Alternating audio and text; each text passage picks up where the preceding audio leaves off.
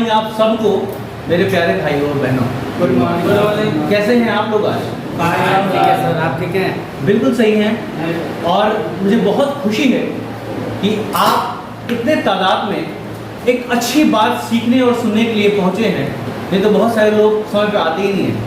तो अगर कोई अच्छी बात सीखने के लिए समय पे आ जाता है, सोचिए कि वो अपने जीवन के बारे में कितना क्यूरियस है और सेफ्टी के बारे में कितना क्यूरियस है। आप एक ईमानदार और रिस्पॉन्सिबल व्यक्ति हैं, तभी एक साथ यहाँ हम लोग जुट पाए हैं। जुटने के लिए बहुत बहुत धन्यवाद आप सब। मेरा नाम रोहन राज है और मैं आप सबका नया सुरक्षा अधिकारी हूँ। मैं जानता हूँ कि आज कोई काम नहीं है और मैं काम के ऊपर सेफ्टी की चर्चा करने वाला आज नहीं हूँ। आज मैंने आप सबको इसलिए बुलाया है ताकि जो सेफ्टी की बेसिक चीज़ें हैं, छोटी छोटी चीज़ें हैं, जो छोटी छोटी गलतियाँ, छोटे छोटे पॉइंट्स जो हम समझ नहीं पाते हैं, उसको हम एक्सप्लेन कर सकें और एक दूसरे के साथ इंफॉर्मेशन शेयर करके समझ सकें। तो मेरे प्यारे भाइयों, जो पहला जो शब्द होता है, बिना बहुत ज़्यादा बात किए, बिना समय बर्बाद किए, सीधे मुद्दे पे मैं आना चाहूँगा कि जो पहला शब्द होता है जो सेफ्टी, जिसके लिए मैं नियुक्त किया गया हूँ, अपॉइंट किया गया हूँ और जिसके लिए मैं हमेशा यहाँ कंपनी में बात करते रहूँगा, सेफ्टी। तो सेफ्टी होता क्या है? सेफ्टी एक ऐसा प्रोसेस जिसके माध्यम से, या ऐसा काम जो करने के बाद हम हमारे स्वास्थ्य को और हमारे वातावरण को, हमारे माहौल को सुरक्षित रखते हैं, उसी को सेफ्टी कहते हैं। मान के चलिए कि आप किसी काम को कर रहे हैं और उसमें आपको जोखिम का या चोट का सामना करना पड़ा, आप इंजर्ड हो गए, एक्सीडेंट हो गया आपका, तो आपने अपने काम को ठीक से कहीं ना कहीं कोई लापरवाही जरूर किया है, तभी नकारात्मक चीजें आपके साथ घटित हुआ। अगर आपने अपने काम को तरीके से ढंग से किया होता तो शायद ये स्थिति ना बनी हुई होती। तो कहीं ना कहीं हमने वो तरीका अपनाया नहीं जिससे हम स्वस्थ रहें। तो जो स्वस्थ रहने का और स्वस्थ सबको रखने का जो तरीका होता है, उसी तरीके को हम सेफ्टी कहते हैं। बात समझ में आ रही है? दो चार पॉइंट्स है जो मैं आपको समझाना चाहूंगा कि जो भी हम अपने कार्यस्थल पे जो कुछ भी काम करते हैं, चाहे वो अच्छा हो या बुरा हो, एक्सीडेंट हो या बिना एक्सीडेंट वाला हो, जो कुछ भी काम करते हैं, हर काम को इवेंट कहते हैं। क्या कहते हैं? इवेंट। हम जो बात कर रहे हैं ये भी एक इवेंट है। आप सबको इकट्ठा किया गया, ये भी एक इवेंट है। आप खड़े होकर बात सुन रहे हैं, ये भी एक इवेंट है। तो जो भी काम किया जाता है उनको इवेंट कहते हैं। और इवेंट दो प्रकार के माने जाते हैं। एक वह काम तो इवेंट होता है, वह काम जो हम सोच समझ के प्लानिंग के साथ करते हैं, उसको हम बोलते हैं प्लान्ड इवेंट या एक्सपेक्टेड। क्योंकि हम जानते हैं, इसलिए उम्मीद लगाते हैं कि ऐसा ही काम होगा, तो एक्सपेक्टेड इवेंट या प्लान्ड इवेंट कहते हैं हम उसको। दूसरा, जिस पे हम चर्चा नहीं करते और वो काम हो जाता है, अनप्लान्ड, जिस पे हम कोई प्लानिंग नहीं करते हैं। जिस पे हम प्लानिंग करते हैं तो काम हमारे हिसाब से होगा, चूंकि हम चर्चा करके, बात करके उस पे काम को अंजाम देने की कोशिश कर रहे हैं, तो हम सब सोच समझ के काम करें तो काम हमारे हिसाब से होगा, कहीं कोई खतरा नहीं होगा। लेकिन जो काम के बारे में हम सोचे ही नहीं है, अब वो काम हो गया, तो फिर वो तो काम तो हमसे अनजान है, वो मौका तो हमसे अनजान है, कुछ भी सिचुएशन विपरीत हो सकता है। तो एक इवेंट जो होता है वो प्लान्ड होता है और दूसरा अनप्लान्ड होता है। तो जो प्लान्ड होता है उसमें कोई दिक्कत होगा नहीं, क्योंकि सोच समझ के काम होती है, तो प्लान्ड वाले को हटा देते हैं, बात करते हैं अनप्लान्ड वाले। मान के चलिए कि आप कोई काम कर रहे हैं, जैसे आप एक्सकवेशन, खुदाई का काम कर रहे हैं, और खुदाई काम कर रहे हैं और कोई आपको डांट दे या फिर कोई आप ही भटक गए, खुदाई करते करते आप जोड़ाई करने लगे, तो आपका जो कार्य था उससे आप भटके। जोड़ाई का कोई प्लानिंग था नहीं, लेकिन आपने शुरू कर दिया, तो जो आपने जोड़ाई का काम किया वो आपका अनप्लान्ड काम है। क्या काम है?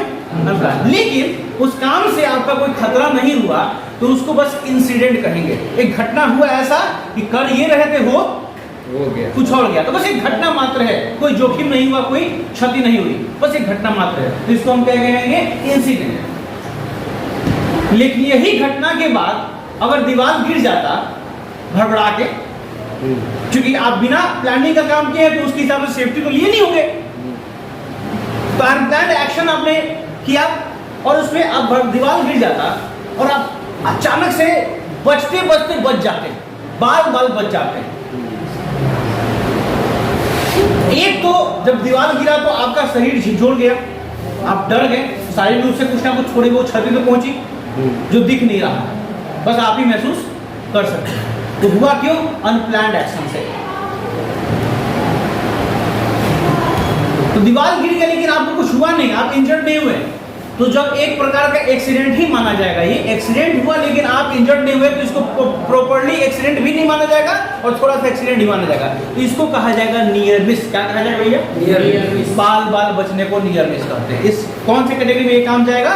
Near miss category. और कुछ नहीं हुआ तो उसको क्या कहेंगे? इंसिडेंट कहेंगे। कुछ हो गया लेकिन आपको कुछ नहीं हुआ, उसको कहेंगे नियर मिस। और वही दीवार आपके शरीर पे गिर जाता है, आपका सर फट जाता है, आपका हाथ टूट जाता है, फ्रैक्चर्स हो जाते हैं ना, चमड़े छिल जाते हैं, मांस निकल जाता है, खून बहने लगता है, ब्लीडिंग होने लगती है, तमाम प्रकार की चीजें हो सकती है आपके शरीर के साथ, आप जख्मी हो जाते हैं, उसको कहेंगे हम एक्सीडेंट। और एक्सीडेंट दो प्रकार के होते हैं। एक कि चोट लगा लेकिन उतना लगा कि आप थोड़ा सा बर्दाश्त कर जाएंगे या फिर 1-2 दिन में ठीक हो जाएगा, उसको बोलेंगे एक्सेप्टेबल एक्सीडेंट। और एक ऐसा एक्सीडेंट जो आपको 7-6 महीना साल भर बैठा देगा या तो मृत्यु भी हो सकती है, उसको कहेंगे फेटल एक्सीडेंट, फैटालिटी बोलते हैं। तो क्या बोलते हैं सर? फैटालिटी।